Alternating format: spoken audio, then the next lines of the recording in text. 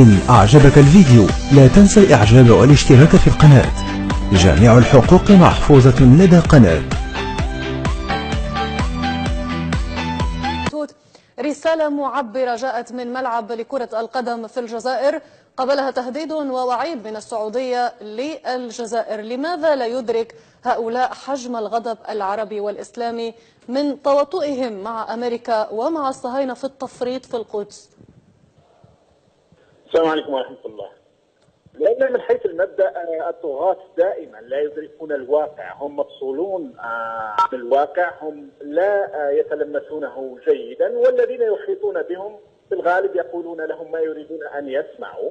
وبن سلمان ما يسمعه اليوم هو أنه زعيم، وأنه يقود حروب، وأنه حاكم لا يجر له غبار، وبالتالي يستطيع أن يهدد كما يشاء، أو سفراء في البلدان يهددون من يشاء، يتهمون من يشاء، اعتقادا منهم من أن هذا التصرف هو تصرف صحيح. طبعا بالنسبة لسفيره في الجزائر وقد هدد الجزائريين لن يذهب بعيدا بتهديده، ولكنه يريد أن يقول لسيده أنه يقوم بما يجب أن يقوم به أو أكثر حتى. ما دلالة التهديد أستاذ محمد؟ يعني كيف يمكن لدولة أن تهدد شعب دولة أخرى؟ هذه من السخريات التي تقوم بها السعودية اليوم. في الحقيقة دعينا نكون دقيقين وصادقين، أن ما يقوم به بن سلمان هو تكملة لما قام به آل سعود منذ قيام الدولة السعودية. كل ما هنالك أن من قبل كانت الأمور تتم في الخفاء في السر، لم يكن هناك انترنت، أو كانت هناك محدودة، لم يكن هناك فيسبوك، لم يكن هناك تويتر، لم تكن هناك فضائيات، وبالتالي لم تكن الناس تعرف ماذا يقوم به آل سعود، ثم أنهم كانوا عموما يقومون بالأشياء في إطار غامض ولا يقدمونها على للناس. ما يقوم به بن سلمان اليوم هو كمن كان يسوق سيارة ثم أصبح يسوق صاروخ إذا شئنا في تسريعه في واقع الأمر. أنا ما أعتقد أن في نهاية المطاف سيقوم بتشكيك مملكة جده، يعني مملكة السعودية ستتفكك بهذه التصرفات، لأن بن سلمان لو كان هو الصين أو زعيم الصين لما استطاع أن يقوم بكل هذه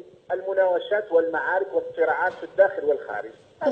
أستاذ محمد، ربما هنا أسألك، هل تعتقد أن تهديد المملكة قد يصل ربما أقول إلى منع تأشيرة للجزائريين لدخول المملكة السعودية حتى لأداء العمرة مثلا؟